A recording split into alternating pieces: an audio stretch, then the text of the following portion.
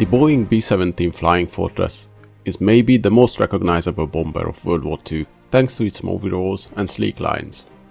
The name Flying Fortress was actually credited to Richard Williams, a reporter of the Seattle Times, who after seeing the large amount of machine guns on the aircraft called it a 15-ton flying fortress. It served almost every theater of war. In Europe and in the Pacific, it was used by the Royal Air Force and the Americans. It was well liked by its crews as it was dependable and strong, being able to take amazing amount of damage and still fly home, as you will see in the background footage of this video. So let's take a look at the origins, development, technical specifications and combat performance of this iconic aircraft. First, let's take a look at the B-17's origins and development. The B-17 project was not an initial success. It was designed back in 1934 for an Army Air Command competition to find a plane to replace the old Keystone biplane bombers and have a greater performance than the Martin B-10 medium bombers. The requirements were the following: at least 1,000 miles of range, 2,000 miles was desired but not required, 200-250 miles an hour speed, and a bomb load of at least 2,000 pounds. Boeing started to work on the design in 1934. It was called the Model 299 prototype and it was designed by Gifford Emery and Edward Curtis Wells. It wasn't designed totally from scratch. It combined many features from Boeing's own XB-15 experimental bomber and the 247 transport aircraft. The first flight took place on July 28, 1935.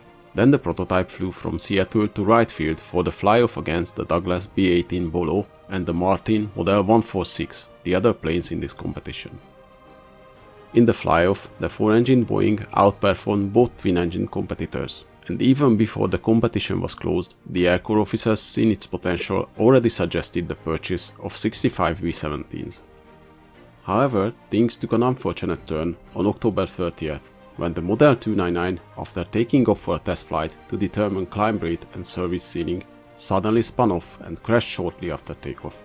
It couldn't finish the trials. Because of this, the Douglas B-18 Bolo was declared winner of the competition. Although the Air Corps staff was still impressed with the plane's performance, its price was almost double as the B-18 Bolos. So the formerly proposed order for 65 B-17s was cancelled and changed to 133 B-18s instead. Regardless of the failure of the prototype, which as it turned out was caused by human error, the Army Air Corps was so impressed with the aircraft that by January 1936 they ordered 13 from the Wwii B-17 for additional testing.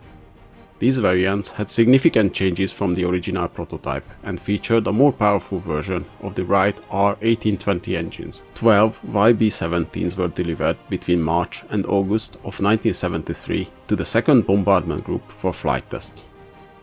The last one of the 13 aircraft was designated Y1 B-17A and it was upgraded with turbo superchargers on the engines.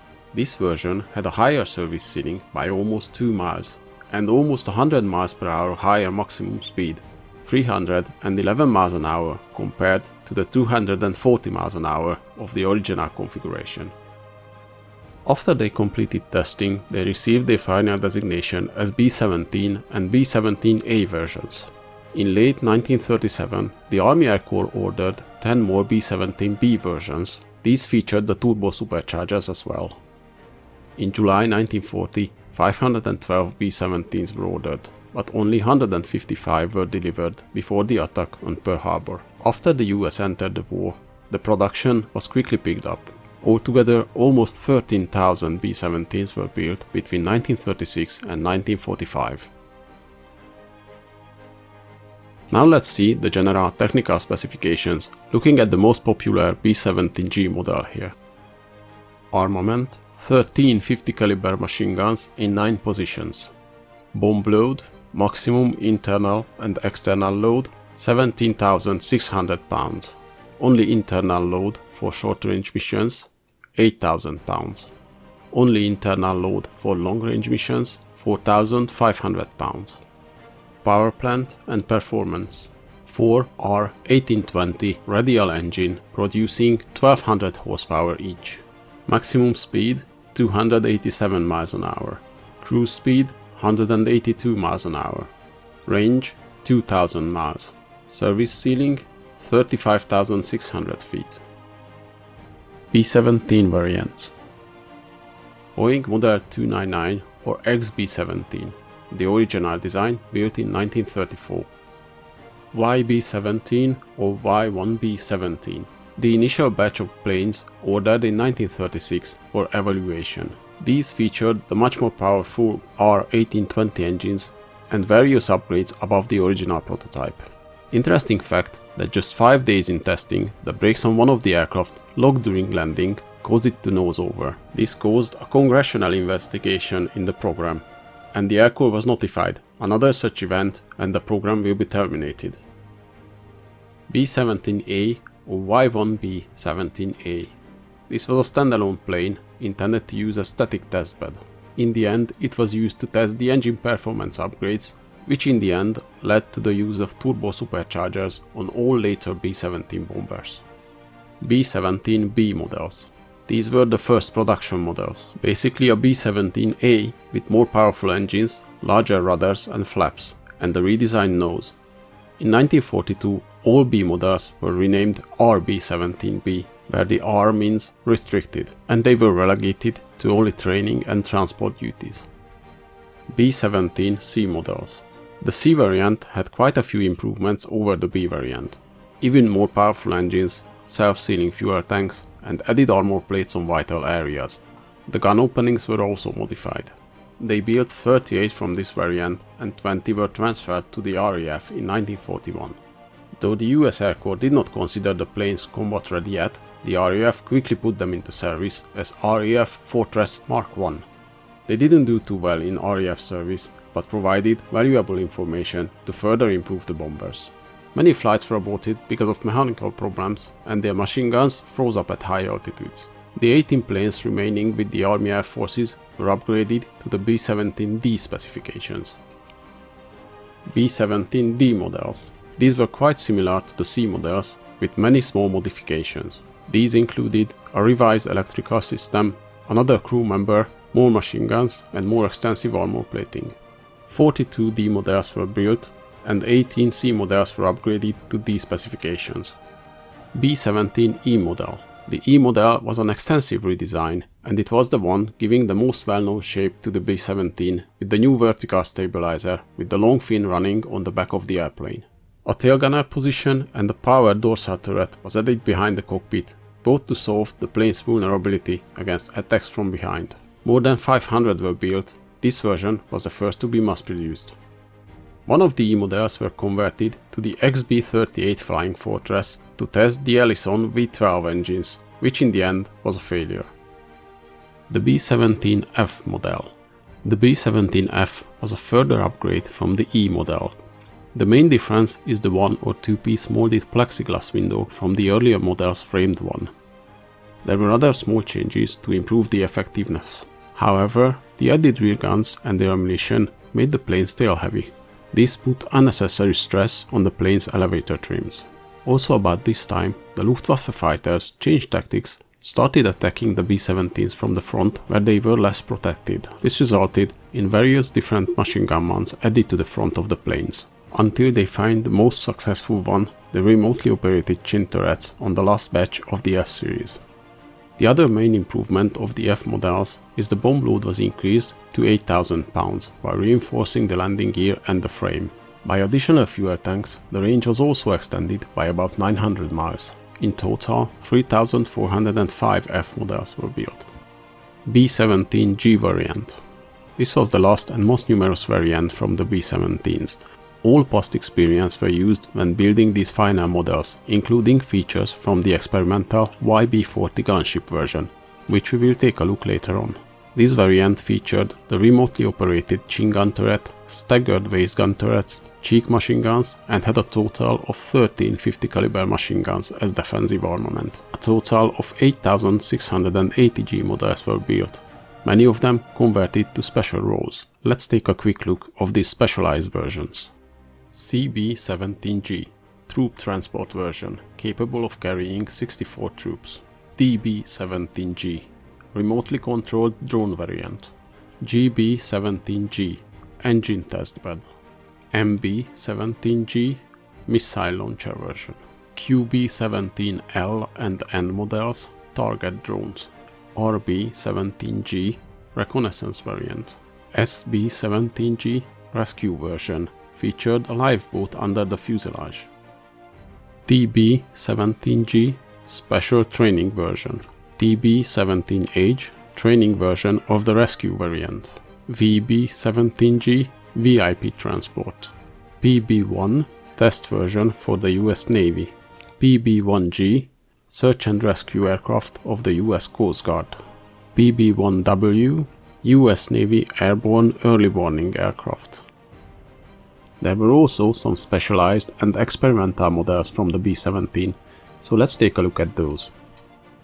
XB-38. The XB-38 was a single testbed for experimenting with the liquid-cooled Ellison C-1710 engines. Reasons for this experiment were to get more performance out of the aircraft and also to have experience with other type of engines if the right air-cooled engines wouldn't be available in the required quantities. Though it reached higher speed than the production variant, its service ceiling was lower and it had constant problems with the engines, which in the end led to the destruction of the aircraft, as in June 1943, during a test flight, one of the engines caught fire, forcing the crew to bail out. The YB-40 gunship. Before the introduction of the P-51 fighter as a long-range escort for the bombers, a B-17 gunship version was considered to help protect the bomber formations. A second dorsal turret was added behind the original one. The single 50 caliber machine guns were swapped for double-mounted ones, and the front bombing equipment was replaced with chin-mounted turret with another set of 50 caliber machine guns. The bomb bay was basically converted to a 50 caliber magazine. In the end, it was a failure, as it couldn't keep up with the empty B-17s on the way back from a mission and was cancelled after 14 missions. 26 were built altogether, with 1 prototype, 4 training aircraft and 21 production models. C-108 transport. 4 B-17s were converted to cargo carriers and VIP transport. The first one of them was used to transport General MacArthur. F-9 version. The F-9 Flying Fortress was a modification for long-range reconnaissance photography. The bombing equipment was replaced by photographic equipment, but some defensive armament was kept on the planes. 16 were built in total. BQ-7 Aphrodite. The Aphrodite project was quite unique. Late in World War II, 25 B-17s were converted into remote-controlled drones, which would attack heavily fortified targets like U-boat harbors, flying bomb sites, and other fortifications. The planes took off with pilots on board, who then bailed out while still above England. After that, the planes were controlled from another B-17. The radio control was very problematic, and actually none of these planes hit their targets, so the program was cancelled in 1945.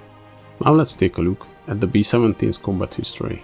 We're only going to look in the combat history briefly, as it could fill an hour-long video itself.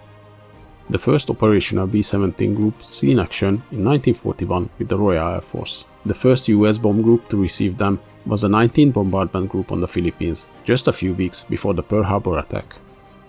The RAF doesn't have any heavy bombers at the beginning of the war, so in 1940 the RAF was assigned 20 B-17C models through Lend-Lease. Their first combat mission took place on 8th of July 1941. These early operations for the B-17s were mostly unsuccessful, as they suffered from many mechanical problems, which in the end proved valuable to improve the later models. After the RAF received their own heavy bombers, they transferred the B-17s to long-time maritime patrol duty. Altogether, 67 B-17E, F and G models served in this role. US Army Air Force operation. First, let's take a look at the European theater. The Army Air Force used the B-17 for high-altitude daytime raids in Europe. The main feature of the B-17 for this was the very secret Northern Bomb Sight, which was basically an analog computer, allowing the bombardier to take over the flight controls in the last phase of the bombing run. The Army Air Force started to build up its bomber force right after entering the war, with the first units arriving in England in May 1942. The first bomber raid over Europe, conducted by the 97th Bomb Group, took place on 17th of August 1942, was a success without any loss of planes. Combined offensive in Europe. The Allied combined bomber offensive was agreed on in Casablanca in 1943. It was a combined effort of RAF heavy bombers flying missions by night and US heavy bomber formations at daytime. The main efforts were aimed to weaken the Luftwaffe by destroying airfields, petroleum and oil plants. Additional targets were the V-rocket platforms, railroads and transport hubs.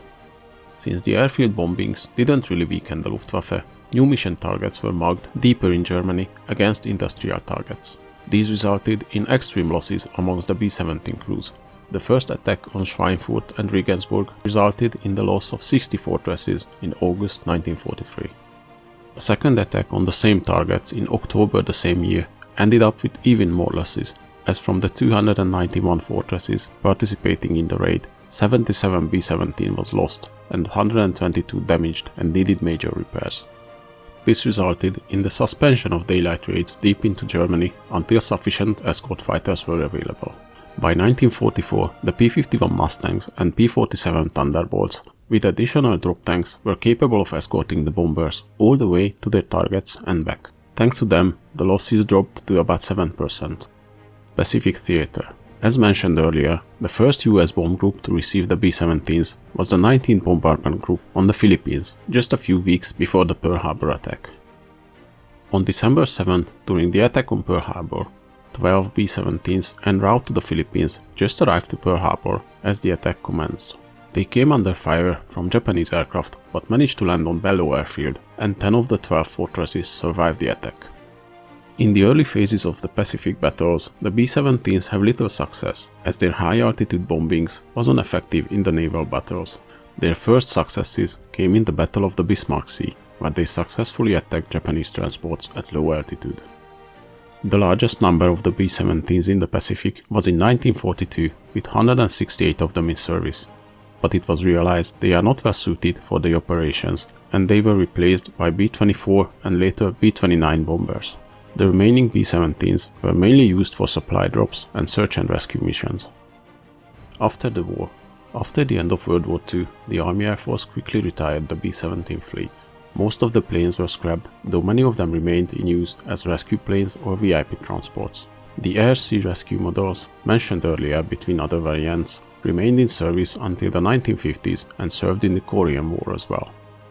More than 100 B-17s were converted to drones. Most of them were used in the atomic bomb tests and missile tests as targets. The B-17 became one of the iconic aircraft of World War II. It's hard to find anyone who doesn't know about it. The crews loved it as it was strong and dependable aircraft, and many flew back to base with heavy battle damage, saving their crew. Despite the smaller bomb load and inferior performance compared to the B-24, most crews favored the B-17 planes as it was easier to fly and was more forgiving. Today there are still 44 surviving B-17s in the world. Hope you guys enjoyed this video. Please leave a like and in the comments let me know if there's any interesting events or vehicles you'd like to see.